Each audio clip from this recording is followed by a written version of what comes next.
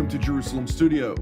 During today's program, we will look into Israel's international standing, and to do so, I'm joined here in the studio with Dr. Anat Hochberg-Marom, the expert on global terrorism and marketing. Welcome. Hi. I'd like also to welcome our TV7 analyst, Mr. Amir Oren. Thank you. And Mr. Alan Baker, Israel's former ambassador to Canada and the director of the Jerusalem Center for Public Affairs. Welcome. Amir, the situation of Israel has never been easy within the constellation of the international community. Give us a little bit of understanding. Where do we stand there today? If you look at it in a freeze frame mode, it's almost excellent. At least it's good. There are no invincible pressures. The foreign policy of Israel has weathered many storms. The world and the region are preoccupied with other crises. And it's summertime and the living is easy. Mm-hmm. But longer term, the Israeli foreign policy is on the verge of an abyss. Because if Israel succeeds in the current goals of its foreign policy, its domestic situation would be untenable. Also, the foreign policy mechanism of which Ambassador Baker has been a part, is in a very bad shape. The Israeli Foreign Service, the Israeli Foreign Ministry are not in the best of shapes due to years of neglect, due to the lack of specific Minister of Foreign Affairs and other factors. So if Israelis and others want to look at it longer range, Israel has a problem. Dr. Hochberg-Marom, what Mr. Oren has just said is echoing basically the perception of Israel's society. Just earlier this week, there was a survey by Mitvin Institute which specified that the vast majority of Israelis do not believe that Israel's foreign policy is successful. They don't believe in the ongoing situation of the foreign policy here in Israel. And at the same time, we see more and more or a growing dissatisfaction with Israel's foreign policy when it comes to its standing in the international community. Give us a little bit of understanding. Why is that? I think it's a very complicated situation currently, or for the long run. It is not new, let's say, news over here, but it's a mixture of ingredients over here. The security problem, it's going to be, we are coming to the holidays at the moment, with the Rosh Hashanah and later on the other holidays. It is very tough situation. The tension is going on, it's growing up, and it's a mixture of ingredients, as just Miron just mentioned before. The foreign policy is not that specific regarding what's going on and how can we cope with this situation. Mm-hmm. Ambassador Baker, do you also think that Israel is in such a dire situation when it comes to its foreign policy as opposed to the current standing within the international community? Look, I think it's very difficult to distinguish between Israel's foreign policy and Israel's non-foreign policy, because it's all intertwined. The situation that we are in, our presence in the territories, all our actions are both from the internal point of view and the external point of view, are under a huge magnifying glass by the international community. And so our foreign policy basically reflects the difficulties of our internal policy. But Israel has never had an easy way of life in the international community. I sat for years in the UN General Assembly annual meetings, and even our best friends would walk straight past me so that the Arabs wouldn't see them saying hello to me. So, we've never really been in such a great situation from the foreign affairs point of view. But there again, we're a sovereign state. We're a member of the international community. We're a superpower from the point of view of high technology and various other things.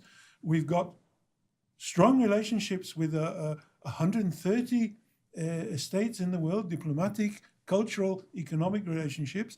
We've got developing relationships with some of the more moderate Arab states. So I would say that our situation isn't really any worse than it's ever been. Mr. Oren, when we're talking about the UN General Assembly, just happened last week, we see also a lot of meetings happening on the sidelines of that assembly, with Prime Minister Benjamin Netanyahu meeting with key figures, including the last meeting with President Barack Obama of the United States, as well as UN Secretary General Ban Ki-moon, also the last meeting before he retires. So we're seeing a lot of meetings on the top echelons of the international community on the one hand, as well as new friends of Israel from Africa and from Asia that have come to the United Nations General Assembly that for the first time agreed to meet with Israel, and also the entourage of Prime Minister Netanyahu that met with various countries in order to establish agreements. How much of a success is this for Israel's foreign policy, or is this just a partial success out of something that we don't really know about? It is somewhat reflective of Israel's relative standing in world affairs. But the Manhattan headquarters of the United Nations has always been a convenient venue for such meetings. You have so many leaders or foreign ministers and other dignitaries crowding either the building or the hotels and the restaurants of the east side of Manhattan for several days. It's very convenient to arrange meetings. But Israel is different than other nations because in most places, the military is only one tool serving foreign policy, serving diplomacy. In Israel, it's the other way around. In Israel, defense and security are paramount, and diplomacy only plays second fiddle. And therefore, when Netanyahu or other Israeli leaders come to the UN, if Israel is in a strong military position, diplomacy also falls into place. If not, the speeches or the handshakes, the photo ops, what have you, are not that important. Dr. Hochberg-Marom, would you agree with those statements? I totally agree because I believe that the army should not come in first and from before the policy, the foreign policy, but it is a situation. We are in emergency time since the Israeli was born. That's why we have so many pressures all around, so many emergency situations and crises during every month. So this is the fact. This is the issue. This is our route in life.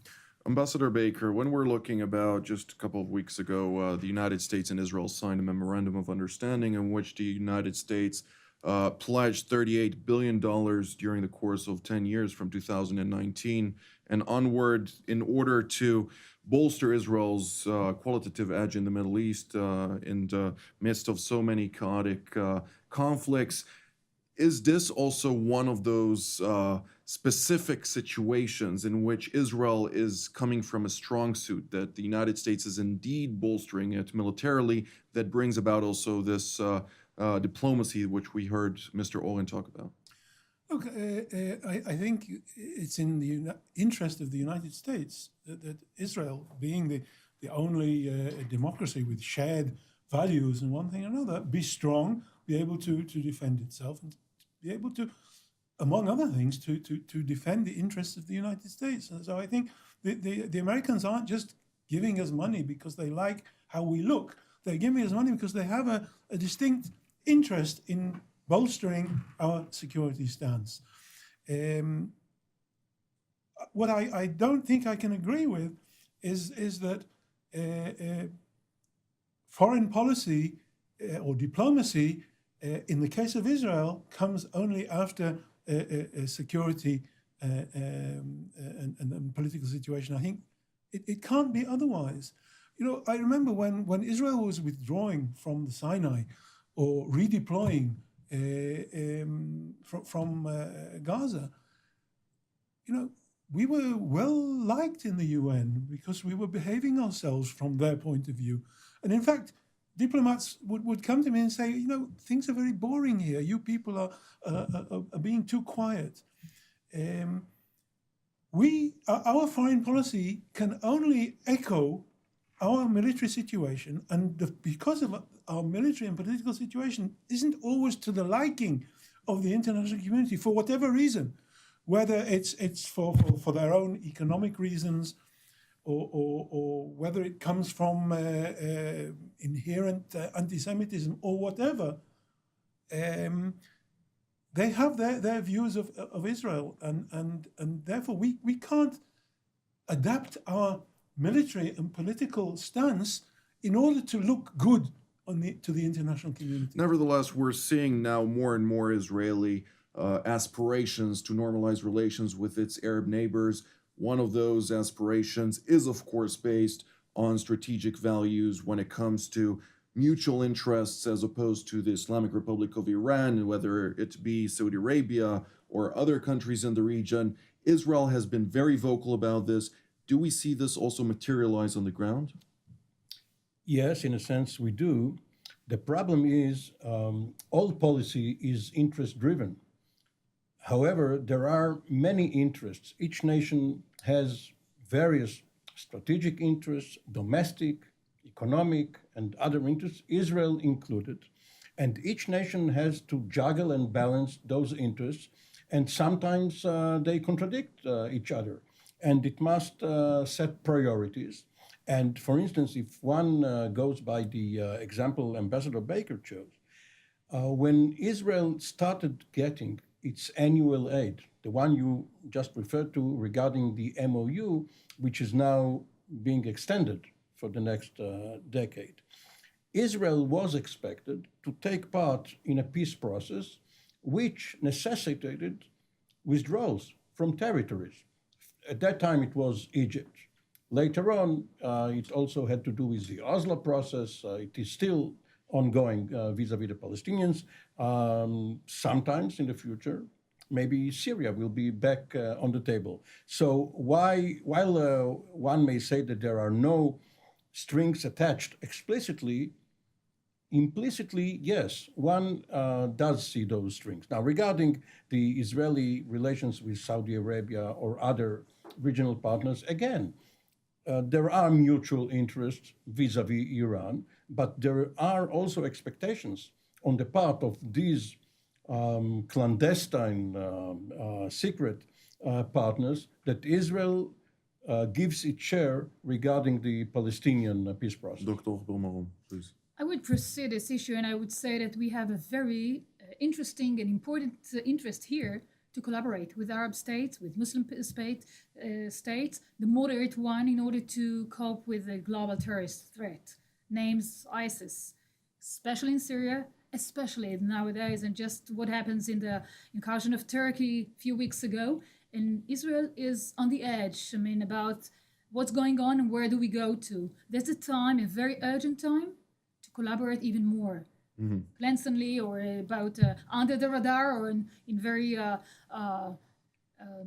to say it loudly, put it on the table and say, we do have to collaborate and to cooperate with either Jordan or Lebanon, either it's Saudi Arabia, Egypt for sure, and even with Turkey, in order to confront what's going on and what will be even harsh, even more difficult. Well, we've been hearing this by the Deputy Chief of Staff of the IDF, Lieutenant General Yair Golan, when he spoke about the cooperation between the Israeli intelligence to the Jordanian intelligence and the Egyptian intelligence, which was the first time that Israel actually specified those kind of relations. Is it also beyond that? Is Israel starting to bolden itself in front of the Arab world and its enemies also in the region to say, here, we're cooperating with regional powers in order to maintain our security, but at the same time also to enhance and stabilize the region? Sure. Look, there's a commonality of interests between Israel and these moderate Arab states, whether it's the Egypt, Jordan, Saudi Arabia, and others. There's a commonality of security interests. There's also a commonality of economic and other interests. So it's only natural. Now, I think, of course, I agree that it's very important for Israel, because the deeper the relationships with our neighboring Arab states, the easier it will be for Israel when it gets back to a negotiating mode with the Palestinians, to come to some type of a mutual, reciprocal agreement, because we're not isolated. We're part of a region, and this has always been our aim vis-a-vis all our Arab states. That we're part of a region, and we should be fully integrated into the region. Your May response? I add? I'll give you an opportunity. The military and security agencies of the Israeli government, Please. like Mossad and the Israeli Defense Forces, are always held in high regard by their opposite numbers in Egypt, Jordan, and many other countries. The problem has to do with the political echelon, and therefore the Jordanians and the Egyptians have been cooperating with Mossad and IDF and others, but have sometimes looked with some suspicion at Prime Minister Netanyahu. I would like to come back to the political point of this.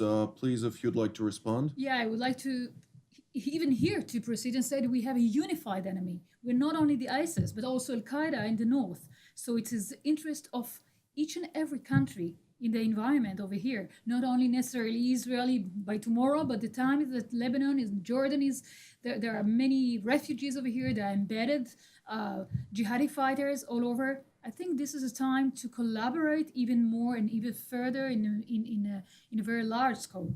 Ambassador Baker? And you know what? This explains to a certain extent why you see Abu Mazen and the Palestinians running to the UN and trying to drum up attention. Hey, look, you're forgetting us.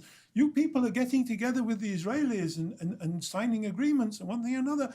Look at we poor Palestinians. And he keeps running to the UN, despite the fact that he's got no internal authority, really, and a huge amount of internal criticism. But this is the only stage in the international community that he's considered to be serious. Which brings us actually to one question about the matter, because in the last few months, of course, we've seen also France with a Paris initiative trying to advance an international conference in order to try and find a viable solution to the Israeli-Palestinian conflict. At the same time, the Egyptians tried to do that as well, and the Russians as well, all using the same mechanism of being in a certain situation where the Israeli-Palestinian conflict is actually an helpful situation for their own domestic reasons in order to advance their own interests. Oren?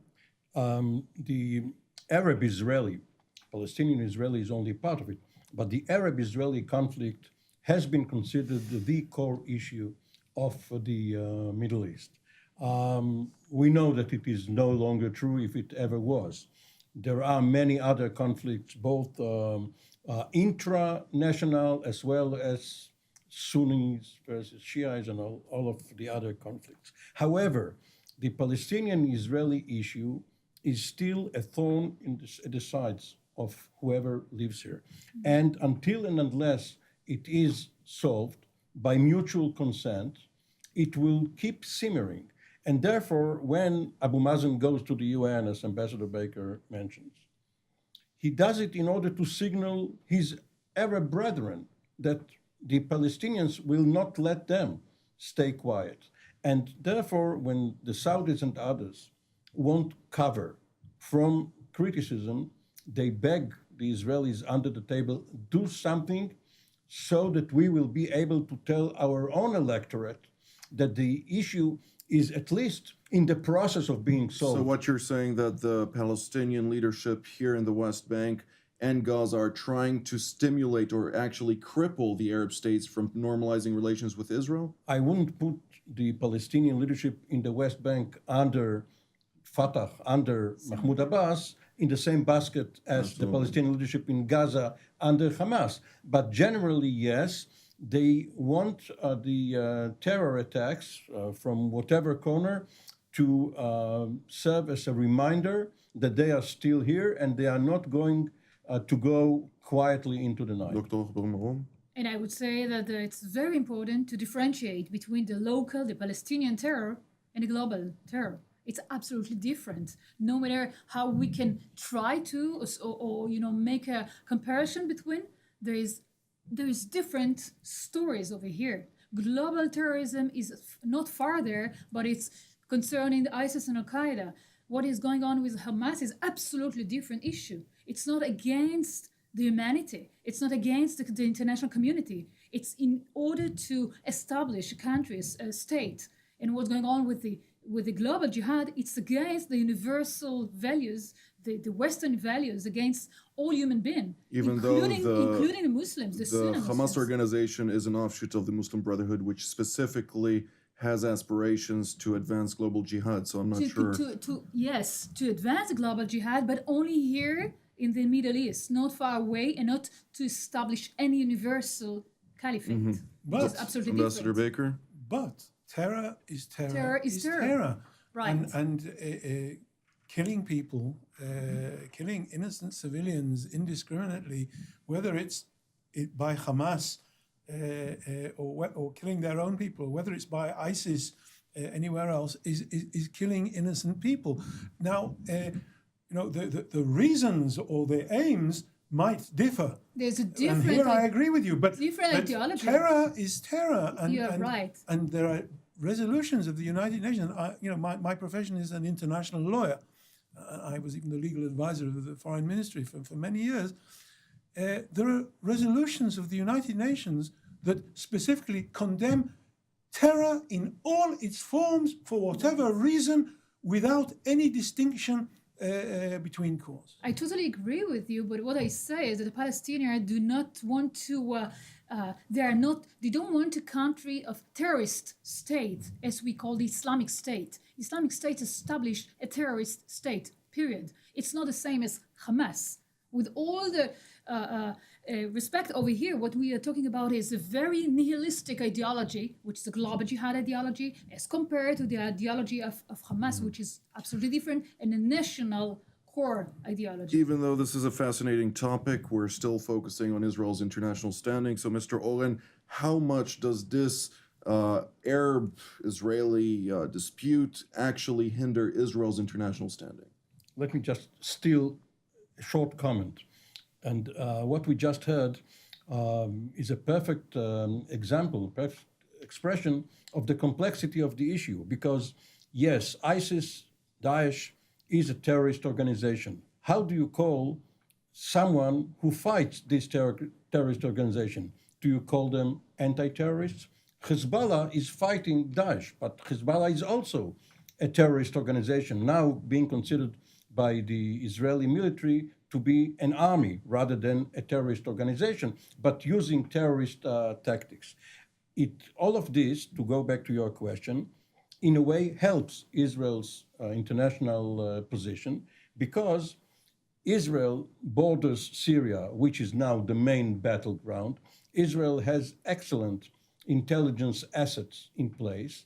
It is able to help the Western-led coalition, and in a way, the Russian-led coalition, even though it also includes Iran and Hezbollah, which are Israel's enemies.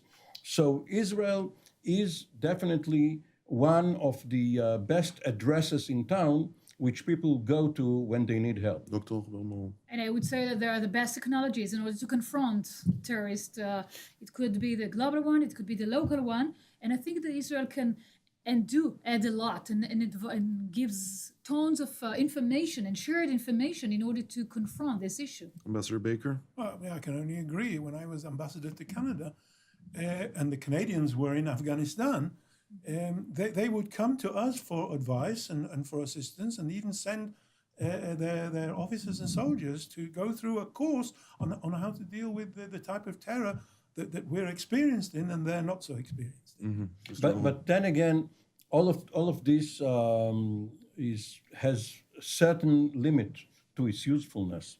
All of this is done with the understanding that we are in a waiting period for the Palestinians to choose new leadership after Abu Mazen, for the United States to inaugurate a new president come January 17, for some new policy to emerge from whatever discussions the Americans and the Russians and the EU and the UN all have. And this cannot go on for many years to come, because if you look at the demographic trends and the technological trends and climate change and what have you, if 10 years from now we would still be here in the studio going on about it as if nothing has changed, Or our grandchildren. or yes, we will be in a very bad shape. As much as it's a giggle, it's very sad. Ambassador Baker, I'd like to actually receive an understanding from you. How do you see the situation of the State of Israel in the next few years actually evolving when it comes to its standing in the international community? Well, look, we're coming into a very difficult period, even more difficult than the present period, because we're about to celebrate 100 years since the Balfour Declaration, 50 years since the Six-Day War, and we can see the international community who've got a fixation with settlements, despite the fact that, in my legal opinion, it's completely misguided and misplaced. We can see them ganging up. And so we're in for a period of difficulty. We're hearing it from the French, who seem to want to push in the direction of an international conference. And this in itself is absurd, because nobody can force an agreement. It takes two to tango. You can't force a border on two states. You can't force a withdrawal if it's not negotiated. Even though, according to the last survey of Israeli opinion on foreign policy, most of the respondents actually stated that they would like to see Prime Minister Benjamin Netanyahu advance in a policy that will bring about a one-sided solution to the conflict. No, I would disagree with that completely. There's no such thing as a one-sided solution. We live and exist on the basis of agreements that we've signed with the Palestinians. We can't unilaterally change this. Nobody will accept it, and so it has to be a two-sided solution that's negotiated. Dr. Hochberg-Marom? I would say that time will tell us what's going on. For the time period, we have a very good situation, economical situation, technological, we can contribute a lot. Although the foreign policy is still lagging there, but time will tell us where and how how we can develop and how we can just proceed. Mr. Oren? Secretary of State Kerry has been quoted as having said recently in a closed meeting, frustrated as he is, put up or shut up, or in another vernacular, fish or cut bait. And it is very good for all of us to know that if we are going to bequeath to the next generation the same problems, they will hate us when the time comes. Well, hopefully that won't come to that. So I'd like to thank you, Dr. Hochberg-Marom, for coming here. Mr. Oren, thank you so very much, Ambassador Baker. And I'd like also to thank our viewers, and we will see you next week. TV7 Israel's mission is to give you, our viewers, truthful information, which in effect will give you a chance to really understand what is happening in Israel and its region. If you're blessed by our programs and believe our mission to be important, we urge you to support us and become a voice for Israel. You can support us by going to our website at tv7israelnews.com. This program was made possible through your donations.